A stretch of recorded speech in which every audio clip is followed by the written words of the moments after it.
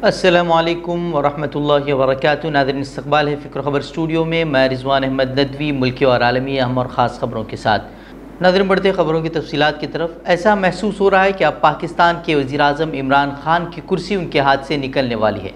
31 मार्च को इमरान ख़ान के ख़िलाफ़ तहरीक अदम एतमाद से कबल रात गए पेशरफ्त के बाद PTI हुकूमत पार्लियामेंट के ऐवान ज़र्री में अक्सरियत से महरूम हो गई है। पाकिस्तान के वज़ीर-ए-आज़म इमरान ख़ान की क़यादत में पाकिस्तान तहरीक इंसाफ की हुकूमत को अहम इत्तेहादी पार्टनर मुत्तहिदा कौमी मूवमेंट पाकिस्तान MQM की जानिब से हिज़्ब इख्तिलाफ की जमात पाकिस्तान पीपल्स पार्टी के साथ मुआहदा करने के बाद बड़ा दचका लगा है। PPP के चेयरमैन बिलावल भुट्टो ने ट्वीट करते हुए कहा है कि मुत्तहिदा अपोजिशन और MQM के दरमियान मुआहदा हो गया है। राबता कमेटी MQM और PPPCE से मज़कूरा मुआहदे की तौसीक़ करेगी।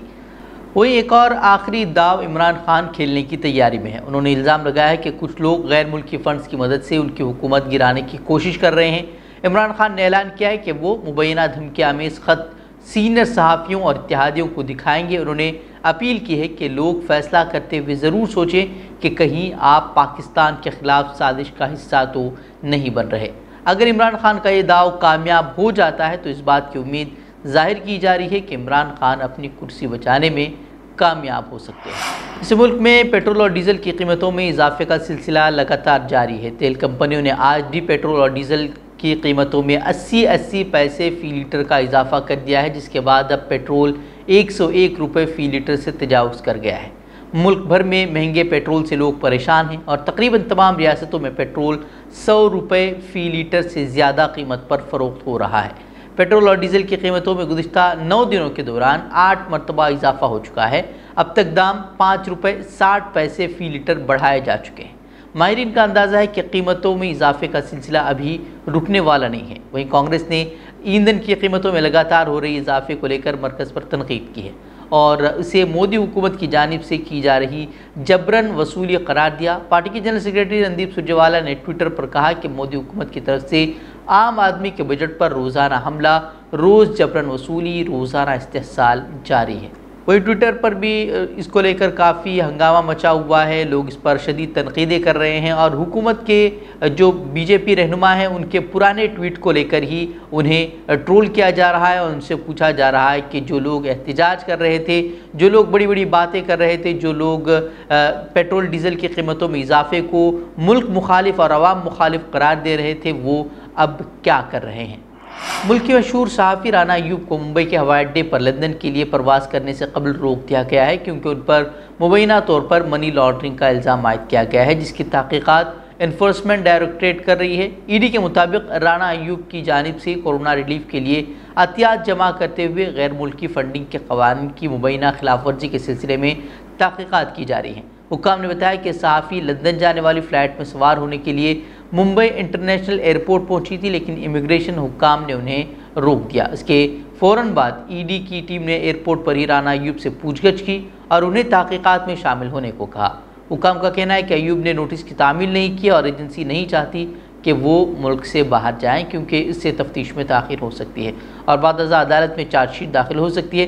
राना अय्यूब ने इस वाक़े के बारे में उन्होंने खुद ट्वीट किया। उन्होंने ट्वीट करते हुए कहा कि मुझे आज हिंदुस्तानी इमिग्रेशन पर रोक दिया गया जब मैं सहाफ़ियों को डराने धमकाने के मौजू पर ICFJ में खिताब करने के लिए लंदन जाने वाली परवाज़ में सवार होने वाली थी। वैसे गोदी मीडिया के इस दौर में सहाफ़ियों का काम कुछ रहा नहीं है। वैसे जो लोग सहाफ़त का अपना फ़रीज़ा सही तरीके से अंजाम दे रहे हैं, जो हुकूमत की चापलूसी नहीं कर रहे हैं, तो उनके साथ इसी तरह का सलूक हो रहा है जिस तरह के राना अय्यूब के साथ सलूक किया जा रहा है। उन्हें किसी न किसी मामलात में फंसाया जा रहा है, उन्हें डराया धमकाया जा रहा है ताकि उनकी आवाज़, उनके कलम खामोश रहे।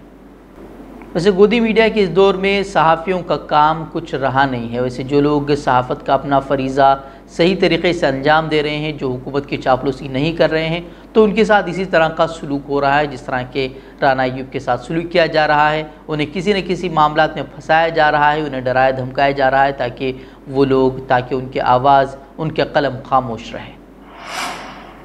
वैसे शायर इस्लाम के ख़िलाफ़ सबबंदी गुज़िश्ता कुछ माह से बहुत तेज़ी के साथ जारी है और इसी कड़ी में BJP लीडर मोहित कंबोज भी शामिल हो गए हैं, जिन्होंने अब लाउड स्पीकर पर आज़ान रोकने और स्पीकर ज़ब्त करने का मुतालबा किया है।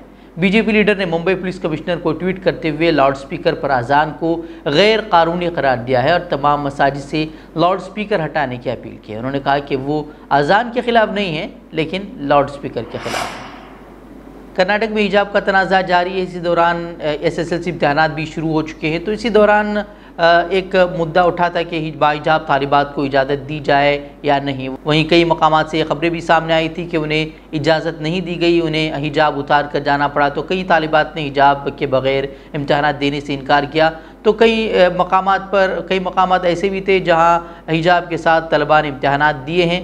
तो वहीं अब कर्नाटक के ज़िला गदग के एक स्कूल के 7 असातिज़ा को मुअत्तल किया गया है। इन असातिज़ा पर इल्ज़ाम है कि उन्होंने 10वीं जमात के इम्तहानात में बाहिजाब तालिबात को इम्तहान हॉल में दाखिल होने की इजाज़त दी। मालूमात के मुताबिक शहर गदग के CS पाटिल हाई स्कूल में इम्तहानात के दौरान चंद तालिबात हिजाब और बुर्का पहनकर इम्तहान हॉल में नजर आईं। इम्तहान हॉल में मौजूद असातिज़ा ने तालिबात को हिजाब पहनकर इम्तहान देने की इजाज़त दे दी, जिसके बाद उन असातिज़ा के खिलाफ अब कार्रवाई की गई है। वाज़ेह है कि कर्नाटक में गुज़िश्ता 3 महीनों से हिजाब को लेकर तनाज़ा जारी है। हुकूमत कर्नाटका की जानिब से क्लासेस के अंदर हिजाब पहनने पर पाबंदी आयद की गई थी और हुकूमत के इस हुक्म को कर्नाटक हाई कोर्ट ने बरकरार रखा है, जिसके बाद अब मामला सुप्रीम कोर्ट में है। हालांकि सुप्रीम कोर्ट ने इस मामले की जल्द समाअत से इनकार किया है। वहीं मुस्लिम पर्सनल लॉ बोर्ड ने भी इस मामले को सुप्रीम कोर्ट में चैलेंज किया है, हाई कोर्ट के फैसले को चैलेंज किया है। अब देखना यह होगा कि सुप्रीम कोर्ट इस मामले में क्या कहता है और कब इस मामले में समाअत होगी और इस पर क्या फ़ैसला आएगा। कर्नाटक में जैसे जैसे इलेक्शन करीब आ रहे हैं, नए नए तनाज़ात को हवा देने की कोशिश की जा रही है। कल तक हिजाब तनाज़ा और मुसलमानों के बाइकआउट की मुहिम छेड़ी गई थी, तो अब उसके अलावा हलाल गोश्त के बाइकआउट की मुहिम शुरू हो गई है। बीजेपी लीडर CT रवि ने तो हलाल गोश्त को एक तरह का माशी जिहाद करार दिया। उन्होंने कहा कि इस इक़्तिसादी जिहाद का मतलब ये है कि मुसलमान दूसरों के साथ तिजारत न करें। उन्होंने सवाल किया कि हलाल गोश्त इस्तेमाल न करने में क्या हरज है। हलाल मुसलमानों का एक मजहबी अमल है, हम आहंगी 2 तरफ़ा होनी चाहिए, एक तरफ़ा नहीं। इस तरह की बात CT रवि ने कही। वहीं ऋषि कुमार स्वामी ने मंगल के रोज़ हलाल गोश्त के खिलाफ मुहिम शुरू की। उनका कहना है कि हमारे लोगों का हलाल गोश्त खरीदना जुर्म के मुतरादिफ है। वैसे मुल्क की बड़ी कंपनियां जिनके मालिक खुद हिंदू हैं, हिंदुस्तान से सिर्फ हलाल नहीं हलाल बीफ एक्सपोर्ट करके हज़ारों करोड़ का मुनाफा कमा रहे हैं, लेकिन कभी इन कंपनियों के खिलाफ हिंदुत्व तंजीमों के सूरमाओं को नहीं आपने देखा होगा कि उन्होंने इसके खिलाफ एहतिजाज दर्ज कराया हो। दरअसल ये सिर्फ सियासी खेल है जो सिर्फ मुसलमानों को निशाना बनाने के लिए खेला जा रहा है। वैसे जिस तरह के हालात हिंदुस्तान में आजकल हम देख रहे हैं, हर कोई इसकी अपने अपनी दलील पेश कर रहा है, अपने अपने तज्जिए पेश कर रहा है कि इलेक्शन है इसलिए हो रहा है, RSS का गलबा है इसलिए हो रहा है, और बीजेपी को हराने के चक्कर में मुसलमान सब कुछ हारता जा रहा है। हालात अब ऐसे हो गए हैं कि किसी भी पार्टी को न मुसलमानों की फ़िक्र रही है और न मुसलमानों के मसाइल की, और मुसलमान इन्हीं पार्टियों पर इन्हिसार किए हुए हैं। हमने कभी इस बात की कोशिश ही नहीं की है कि हम खुद एक ताकत बनकर उभरें, और ये उसी वक्त मुमकिन हो सकेगा जब हमारा ईमान मजबूत होगा और हमें पार्टियों पर नहीं बल्कि अल्लाह की कही हुई बातों पर भरोसा होगा। हम अपनी तारीख़ पढ़ेंगे, समझेंगे और उसी के मुताबिक अपना क़िबला दुरुस्त करने की कोशिश करेंगे, तभी ये चीज़ें मुमकिन हैं। फ़कत बीजेपी को कोसने से कभी हालात नहीं सुधरने वाले हैं। हम खुद सोचें कि दुनिया के दूसरे ममालिक जहाँ मुसलमानों पर मज़ालिम हो रहे हैं, वहाँ कौन सी RSS तंजीम काम कर रही है। बहरहाल बढ़ते हैं दूसरी खबर की तरफ। वहीं रूस ने कहा है कि वो कीव के साथ बातचीत के बाद यूक्रेन के 2 शहरों की गिर्द जारी फ़ौजी सरगर्मियाँ कम कर देगा, जिसके बाद दोनों सुदूर के दरमियान मुलाकात का इम्कान बढ़ गया है। गुज़िश्ता दिनों इस्तंबुल में होने वाली बराह रास्त गुफ्तगू के नतीजे में 1 माह से ज़ायद अरसे से जारी तनाज़ा ख़त्म होने की उम्मीद पैदा हुई है। इस लड़ाई में हज़ारों अफराद हलाक हो चुके हैं, जबकि लाखों अफराद अपने घरों से नकल मकानी को मजबूर हो गए हैं। इस्तंबुल में रूस यूक्रेन मुज़ाकरात के आगाज़ में तुर्क सदर रजब तैयब एर्दोगान ने इस बात को तस्लीम किया था कि दोनों फ़रीक़ैन के तहफ़्फ़ुज़ात जायज़ हैं, ताहम उन्होंने वफूद पर जोर दिया कि इस तबाही को ख़त्म करें।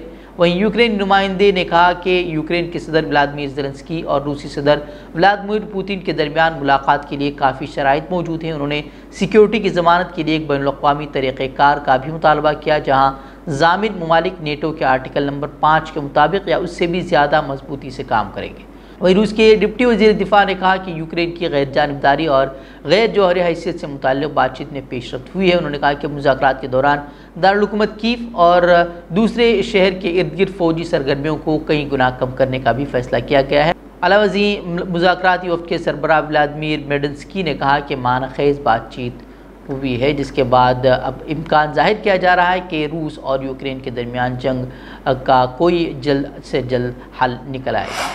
श्रीलंका में हालात दिन ब दिन मुश्किल होते जा रहे हैं। यहाँ माशी बहरान शदीद होता जा रहा है। श्रीलंका के सरकारी अस्पतालों में ज़िंदगी बचाने वाले अद्वियात तक ख़त्म हो रही हैं।